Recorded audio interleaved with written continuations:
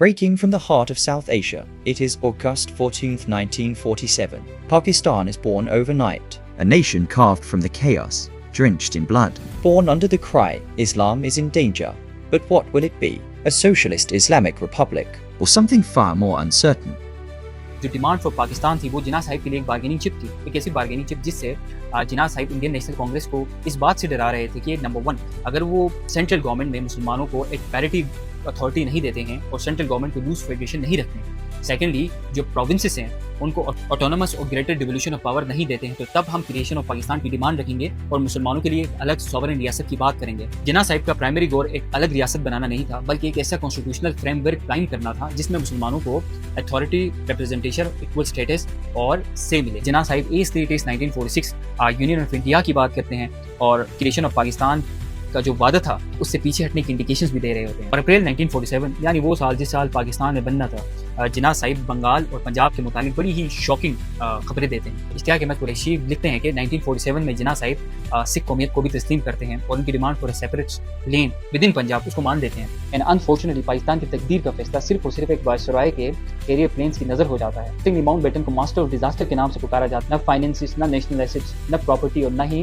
Boundary منصفانہ طریقے سے تقسیم ہوتی ہے under the lordship of Mountbatten. جو وائسرائے کا جو ریزیڈینشیل پیلس تھا جو کہ 340 کمروں پر مشتمل تھا، اسی میں بیٹھ کے نیو باؤنڈریز ڈٹرمن کرتے۔ Mountbatten was in Shimla, he decide کہ یار ہم یہ جو باؤنڈری کمیشن کی جو رپورٹ ہیں اور جو پارٹیشن پلانس ہیں ہم نہرو کے ساتھ شیئر کرتے ہیں۔ جو ماؤنٹ بیٹن کا اسٹاف ہے وہ منع بھی کرتا ہے کہ یار this would be dishonest because ہم نے جناح کو نہیں بتایا ہوا، آل انڈیا مسلم لیگ کی کسی لیڈرشپ کو نہیں بتایا ہوا۔ ریڈ کلف پارٹیشن کے بعد اپنے میموئرز میں لکھتے ہیں کہ there will be roughly 8 million people with grievances who will begin looking for me and I do not want them to find me۔ السلام علیکم and welcome back to another episode. آج کی ویڈیو شاید تھوڑی سی کنٹروورشل ہو جائے because ہم Pakistan movement یعنی independence movement کی گرد چند اہم سوالات کو ڈسکس کرنے والے ہیں۔ اس ویڈیو کو میں بہت زیادہ اوپن اینڈڈ رکھنا چاہتا ہوں اور میں صرف اور صرف ان ایشوز کو، ان پیرایوں کو مختلف زاویوں سے ایکسپلور کرنے کی کوشش کروں گا اور ان کا جو فیصلہ ہے، اس کا جو کنکلوژن ہے وہ میں اپنے ویورز پہ چھوڑ دینا چاہتا ہوں۔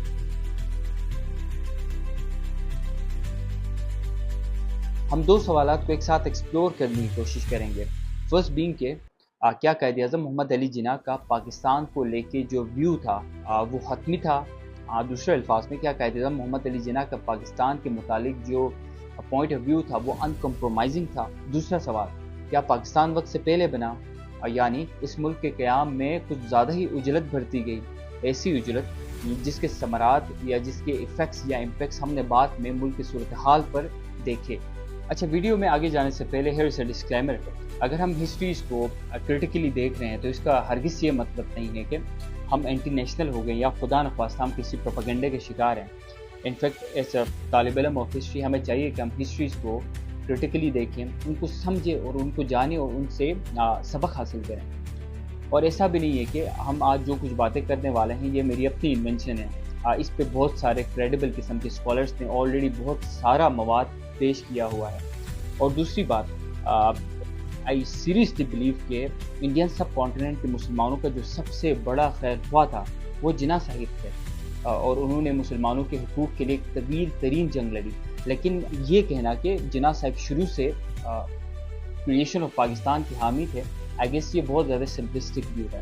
جناح صاحب یس مسلمانوں کی جو ایکول ریپرزنٹیشن ہے اس کے لیے جنگ لڑ رہے تھے، ہی وانٹڈ کہ مسلمانوں کو ایکول رائٹس ملیں، اور جو سینٹرل گورنمنٹ ہے جہاں most of the time Congress ministries dominate کرتی تھی، وہاں پہ مسلمانوں کی جو ریپرزنٹیشن ہے اور ان کی جو اتھارٹی یا جو ویٹوئنگ پاور ہے وہ ان کی جو پاپولیشن یا پھر جو سیٹ کا جو کوٹا تھا اس سے زیادہ ہو ان کو۔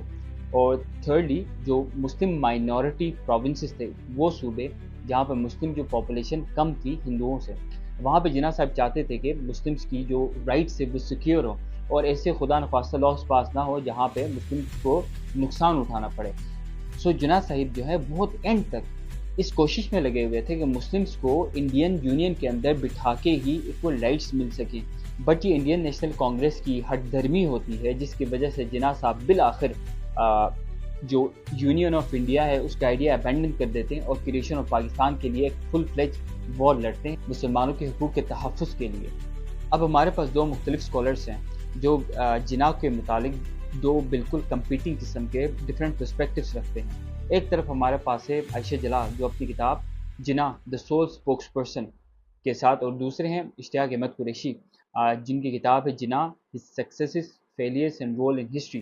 عائشہ جلال کے مطابق جناح صاحب انڈین سب کانٹیننٹ کے مسلمانوں کی واحد اور فیصلہ کن آواز بن چکی تھی، اور جناح صاحب کا جو ویو تھا رسپیکٹ ٹو پاکستان یا پھر مسلمانوں کے لیے الگ ریاست بنانا، وہ بیسکلی بارگیننگ چپ تھا، اور اس کا مقصد مسلمانوں کو انڈین یونین میں رکھ کے ان کو ایکول اسٹیٹس دلانا تھا، ایک ویک قسم کی سینٹرل گورنمنٹ یعنی لوز فیڈریشن دینا تھا، اور تیسری سب سے اہم بات جو ہم نے پہلے ہی بات کی کہ جو مائنورٹی پروونسز ہیں وہاں پہ مسلمانوں کو زیادہ سے زیادہ اختیارات دلانا تھا۔ And he did not wanted Pakistan until very last یعنی 1946-1947 تک جناح صاحب کے جو ویوز تھے رسپیکٹ ٹو پاکستان بڑے شیکی قسم کے تھے۔ جناح صاحب یہ چاہتے ہیں کہ اگر مسلمز جو ہیں اب وہ یونائٹڈ انڈیا میں رہتے ہیں تو وہ ایسا اقلیت ایسا مائنورٹی نہ رہیں۔ فار ایگزامپل اس وقت مسلمانوں کی جو آبادی تھی انڈین یونین میں وہ 25% تھی، لیکن جناح صاحب یہ آرگومنٹ پیش کرتے ہیں کہ جو مسلمانوں کی جو سیٹس یعنی جو لیجسلیشن میں سینٹرل گورنمنٹ اور جو پروونشل گورنمنٹ ہیں وہاں پہ جو مسلمانوں کی جو سیٹ ہیں اس کے جو تناسب ہے وہ 33% ہو۔ اب 33% اس لیے کہ 33% ایک ویٹو پاور ہوتی ہے۔ اس سے ہوتا یہ ہے کہ مسلمس کو سینٹرل گورنمنٹ میں زیادہ سے ملتی ہے، اور جو میجورٹی ہے یعنی انڈین نیشنل کانگریس ہے وہ اتنی آسانی سے مسلمس کی جو آواز ہے یا ان کی جو حقوق ہے وہ سلب نہیں کر پاتے۔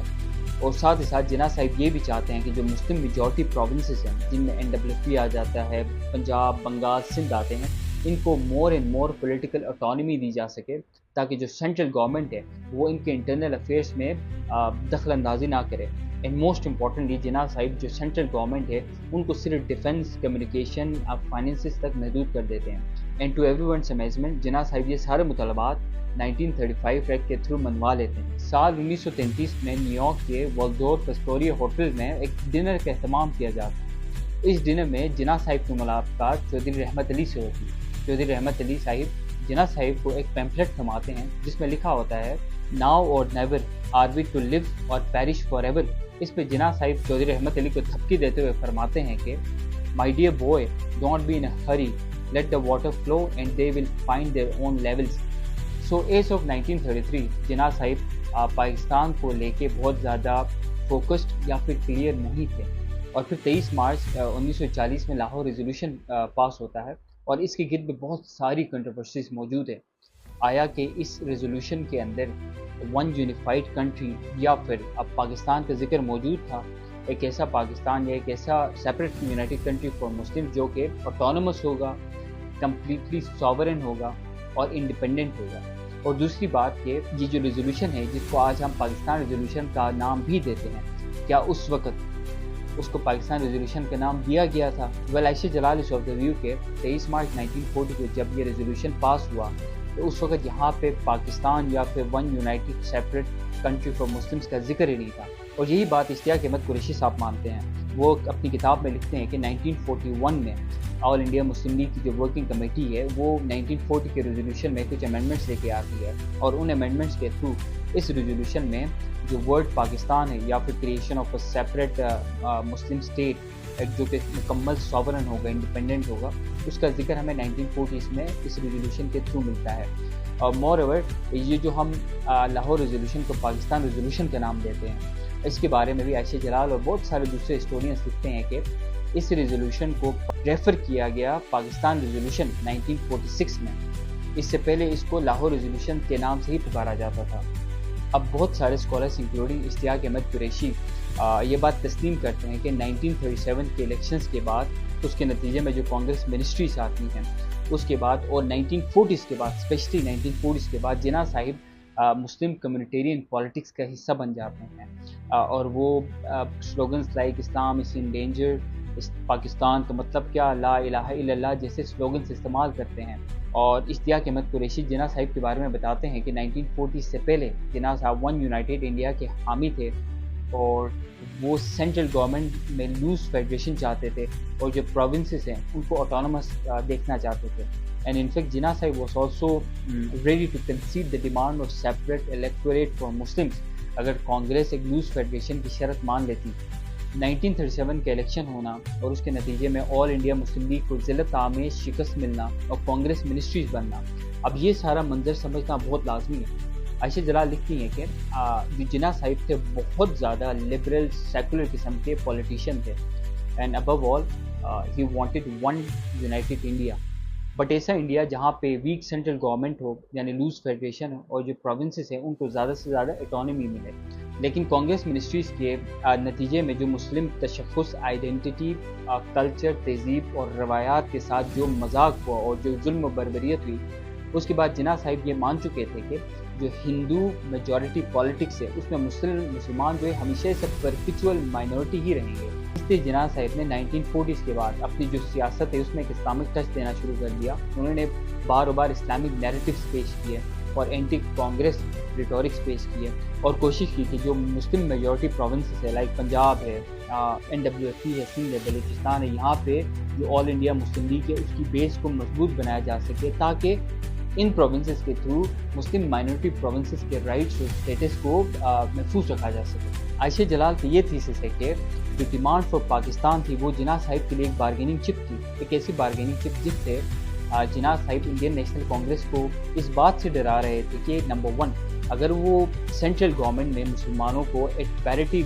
اتھارٹی نہیں دیتے ہیں اور سینٹرل گورنمنٹ کو لوز فیڈریشن نہیں رکھتے ہیں، سیکنڈلی جو پروونسز ہیں ان کو آٹونومس اور گریٹر ڈیولیوشن آف پاور نہیں دیتے ہیں، تو تب ہم کریشن آف پاکستان کی ڈیمانڈ رکھیں گے اور مسلمانوں کے لیے ایک الگ سوورن ریاست کی بات کریں گے. جناح صاحب کا پرائمری گول ایک الگ ریاست بنانا نہیں تھا بلکہ ایک ایسا کانسٹیٹیوشنل فریم ورک قائم کرنا تھا جس میں مسلمانوں کو اتھارٹی، ریپرزنٹیشن، ایکول اسٹیٹس اور سے ملے. اب ہم کیبنٹ مشن پلان پہ آتے ہیں جو کہ 1946 میں پیش کیا جاتا ہے.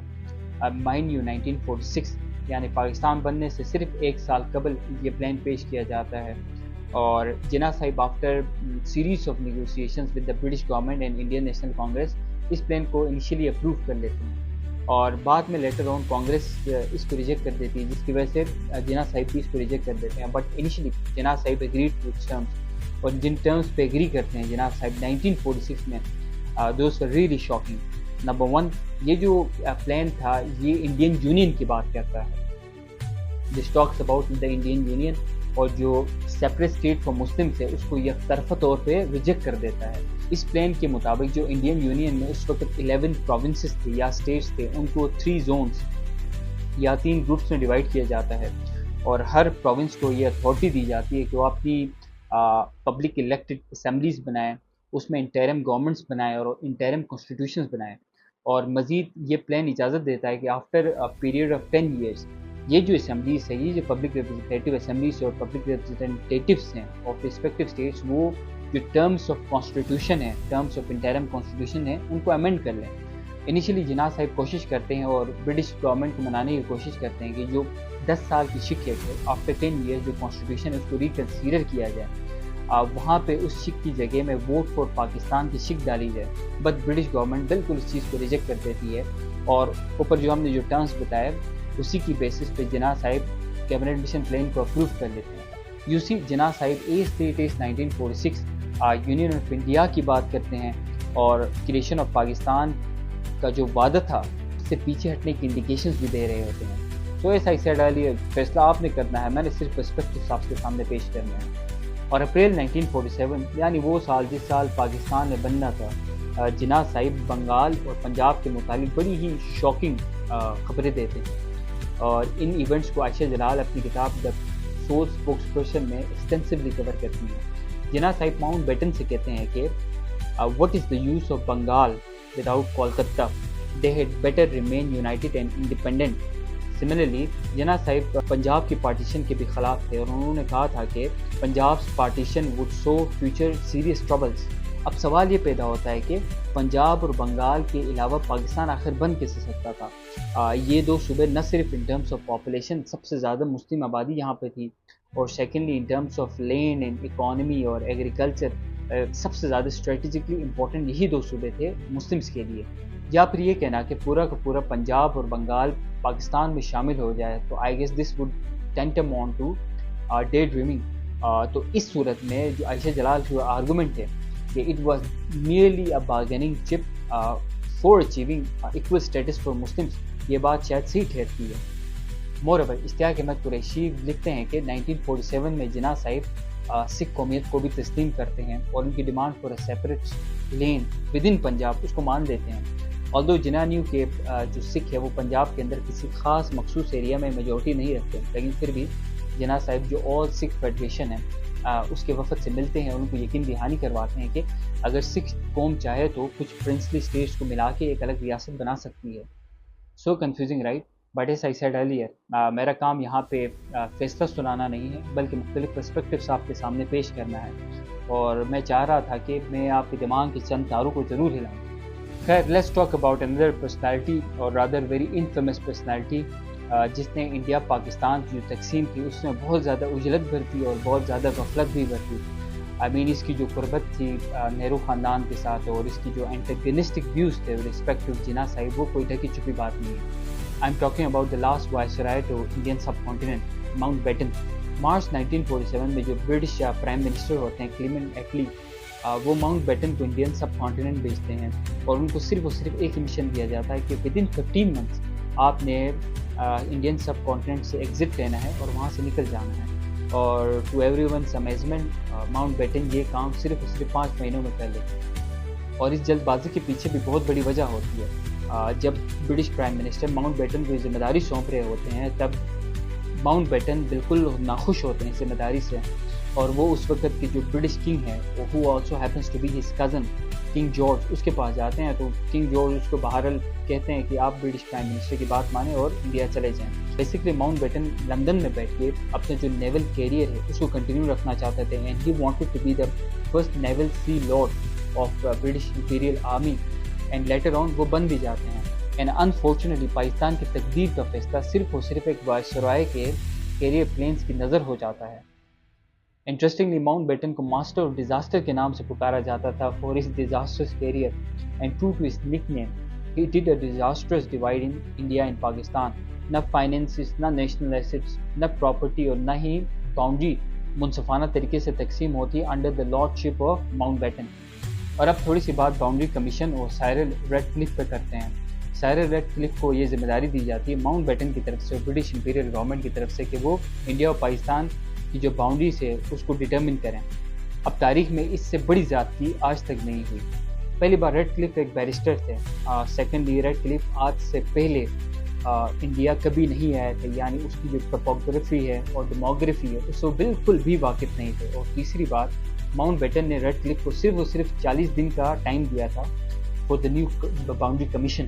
اور ایسا نہیں ہے کہ سارے ریڈ کلف ایکسٹینسو قسم کے فیلڈ وزٹس کرتے ہیں یا پھر وہ مختلف سوشل اور پولیٹیکل اسٹیک ہولڈر سے ملتے ہیں, بلکہ وہ نیو دہلی کے اندر موجود جو وائسرائے کا جو ریزیڈینشیل پیلیس تھا جو کہ 340 کمروں پر مشتمل تھا اسی میں بیٹھ کے نیو باؤنڈریز ڈٹرمن کرتے ہیں. اور اب مزید ستم ظریفی دیکھیں کہ اس باؤنڈری کمیشن کے تحت جو باؤنڈریز ڈٹرمن کی جاتی ہیں ان کو 17 اگست 1947 یعنی انڈیپینڈنس سے 2 دن بعد تک سیکرٹ رکھا جاتا ہے, اور جو لوگ نقل مکانی کر رہے ہوتے ہیں, مائگریشنز کر رہے ہوتے ہیں, ان کو 17 اگست تک پتہ ہی نہیں ہوتا کہ وہ کس حصے میں آنے ہیں, ادھر انہوں نے پاکستان کے میں شامل ہونا یا پھر انڈیا میں شامل ہونا. بٹ ریڈ کلف اور ماؤنٹ بیٹن کے علاوہ یہ جو پارٹیشن پلین تھا, باؤنڈری کمیشن کی رپورٹ یا جو میپس تھے, ان کو 2 اور لوگوں کو دکھائے جاتے ہیں. While Mountbatten was in Shimla, he decide کہ یار ہم یہ جو باؤنڈری کمیشن کی جو رپورٹ ہیں اور جو پارٹیشن پلین سے ہم نہرو کے ساتھ شیئر کرتے ہیں. جو ماؤنٹ بیٹن کا سٹاف ہے وہ منع بھی کرتا ہے کہ یار this will be dishonest because ہم نے جناح کو نہیں بتایا ہوا, آل انڈیا مسلم لیگ کی کسی لیڈرشپ کو نہیں بتایا ہوا. اور فائنلی ماؤنٹ بیٹن جو پارٹیشن پلین ہے اس کی کاپی نہرو کو دکھا دیتے ہیں. انیشلی نہرو اور جو بی پی میمن ہیں وہ ان پلین کو ریجیکٹ کر دیتے ہیں اور with new recommendations Mountbatten کو ایک اور پلین دے دیتے ہیں. اور اسی لیے ہسٹری میں کہا جاتا ہے کہ شاید یہ جو ریڈ کلف کی جو رپورٹ ہم کہتے ہیں ریڈ کلف کی باؤنڈری کمیشن تھی, it was not Radcliffe's boundary commission report, rather it was Nehru and B P Menon's boundary commission report. خیر, نیو ریکمنڈیشنز کو ماؤنٹ بیٹن برٹش پارلیمنٹ لے کے جاتے ہیں اور وہاں سے وہ اپروو کرواتے ہیں. اب جو پارٹیشن کے گرد جتنی بھی زیادتیاں پاکستان کے ساتھ ہوئی ان terms of national assets, in terms of boundaries, وہ انہی ریکمنڈیشنز میں ہوئی. اور ان ساری ایکٹیویٹیز کا جناح اور آل انڈیا مسلم لیگ کو علم ہی نہ تھا. ریڈ کلف پارٹیشن کے بعد اپنے میمورز میں لکھتے ہیں کہ he burned his papers and refused 3,000 pound fee, vowing never to return to India. اور وہ مزید لکھتے ہیں کہ there will be roughly 8 million people with grievances who will begin looking for me. and I do not want them to find me. اور ایسے ڈس honestly British colonialism کا Indian سب continent میں شرمناک اختتام ہوتا ہے. Thank you so much for watching.